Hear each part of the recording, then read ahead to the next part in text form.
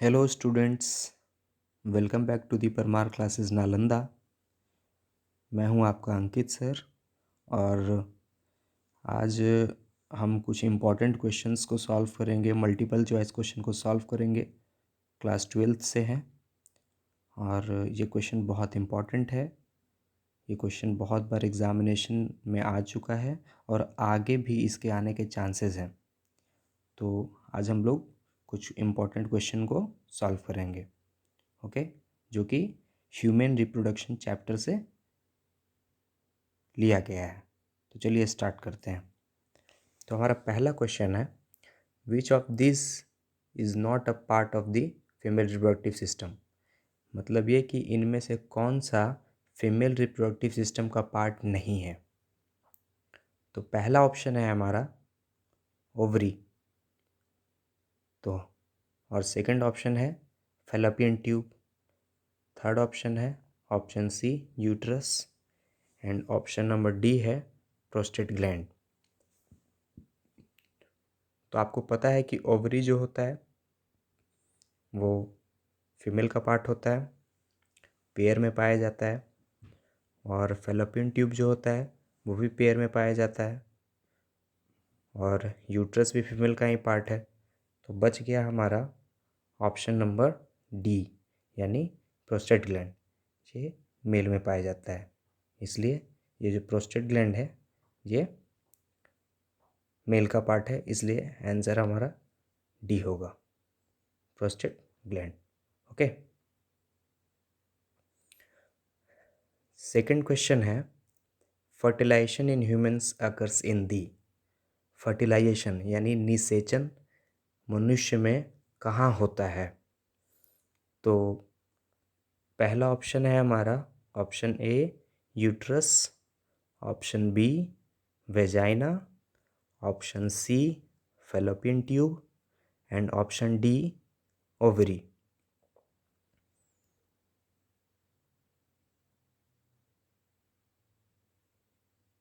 तो इसका सही आंसर होगा fallopian tube, option C.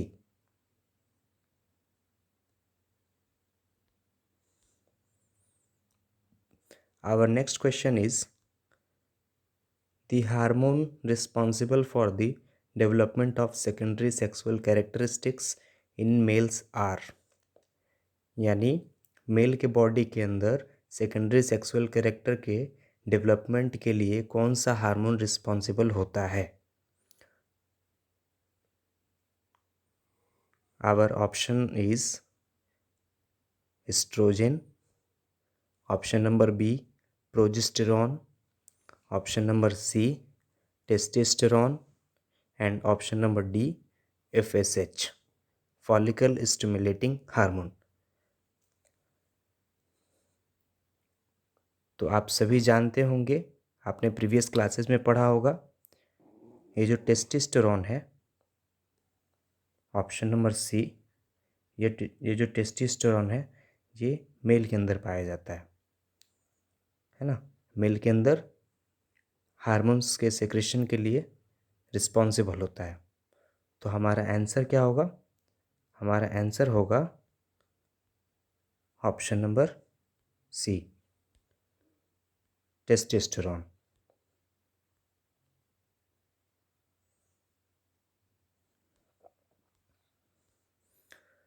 Our next question is, the menstrual cycle in females is regulated by the hormones।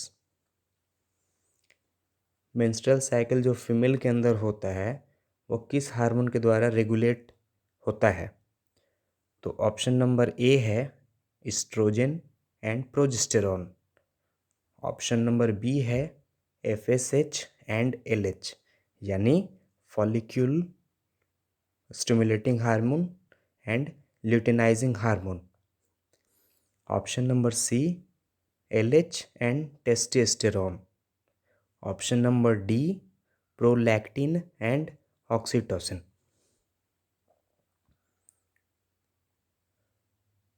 So the correct answer is option number B FSH and LH, means follicle stimulating hormone and luteinizing hormone.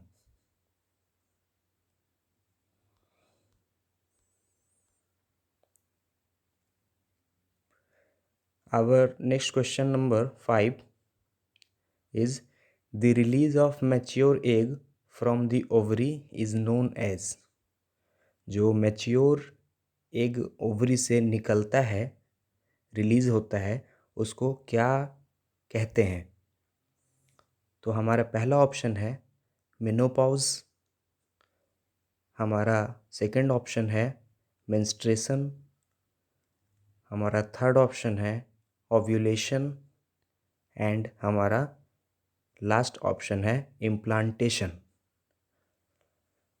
तो जैसा कि आपको पता है menstruation, menopause ये दोनों एक दूसरे से रिलेटेड हैं, ये हमारे आंसर नहीं होंगे। And option number D is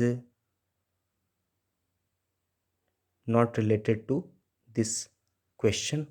So our correct answer is option number C, ovulation.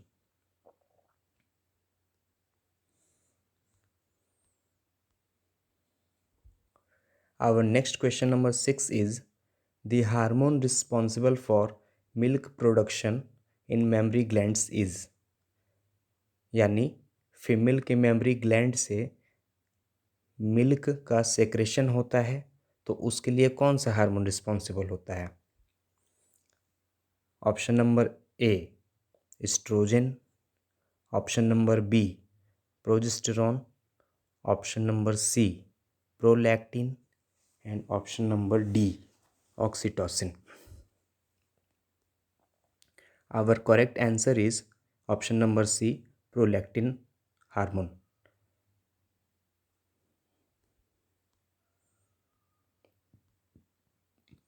Question number 7, the beginning of menstrual cycle is known as, यानी जब फीमेल्स के अंदर during the time of puberty पहली बार menstrual cycle जब शुरू होता है तो उसको क्या बोलते हैं? Option number A menarche, option number B menopause, option number C ovulation, option number D none of the above. तो our correct answer is option number A menarche और मिनार्क, क्योंकि जब फीमेल्स प्यूबर्टी में पहुंचती हैं तो सबसे पहले जो उनका एमसी स्टार्ट होता है, मेंस्ट्रुअल साइकिल जब पहली बार आता है तो उसको हम लोग मिनार्क बोलते हैं, यानी बिगिनिंग ऑफ मेंस्ट्रुअल साइकिल। और ये मेनोपॉज क्या है बच्चों?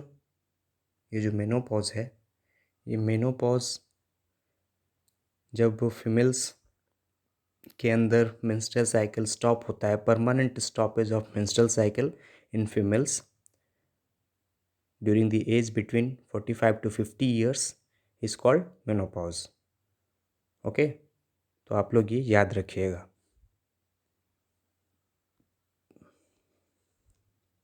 Our next question is the term ejaculation is related to।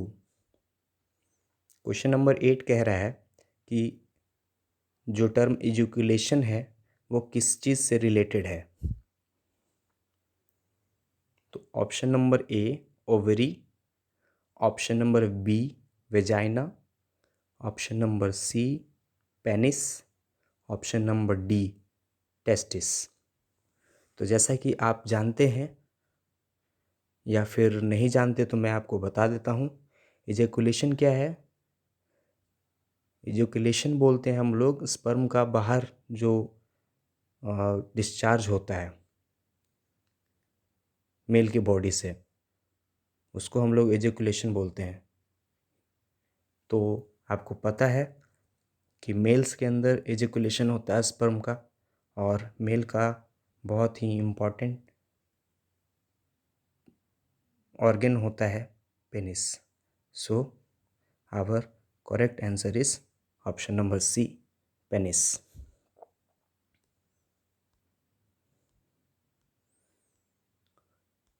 Our question number 9 is, which of the following is a STI, sexually transmitted infection? इनमें से कौन सा सेक्सुअली ट्रांसमिटेड इन्फेक्शन है? मतलब कौन सी बीमारी जो सेक्सुअली ट्रांसमिट होती है, सेक्सुअल कांटेक्ट अगर इन्फेक्टेड पर्सन के साथ हमारा होता है या फिर किसी भी हेल्दी पर्सन का होता है तो उसको इन्फेक्शन पहुंचता है अगर सेक्सुअल इंटरकोर्स की वजह से, तो वो कौन सी बीमारी है? हमारा ऑप्शन नंबर ए है hepatitis B, option number B है influenza, option number C tuberculosis, option number D malaria. So our correct answer is option number A, hepatitis B.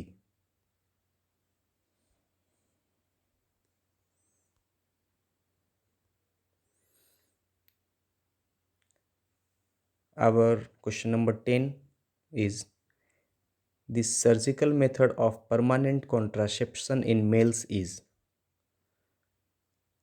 Mail के अंदर कॉन्ट्रासेप्शन को परमानेंटली रोकने का जो सर्जिकल मेथड होता है, सर्जिकल प्रोसीजर होता है, उसको क्या बोलते हैं? तो हमारा ऑप्शन नंबर ए है वेसेक्टॉमी, ऑप्शन नंबर बी है ट्यूबेक्टॉमी, ऑप्शन नंबर सी है hysterectomy and option number D है none of this. So our correct answer is vasectomy, option number A. जब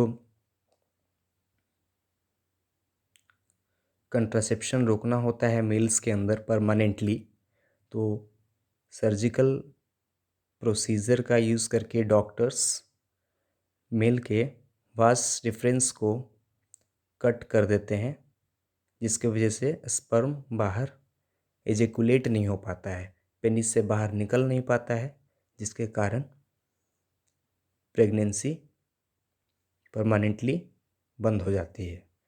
तो हमारा आंसर ए जो है वो सही आंसर है।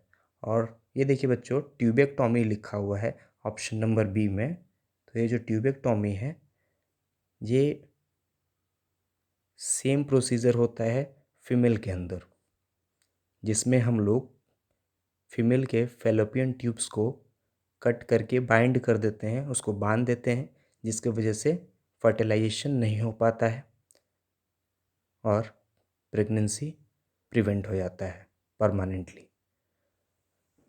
तो ये था बच्चों कुछ important question human reproduction chapter से। ये बहुत इम्पॉर्टेंट था क्लास 12th के लिए। आगे हम लोग जल्दी नेक्स्ट वीडियो में मिलेंगे।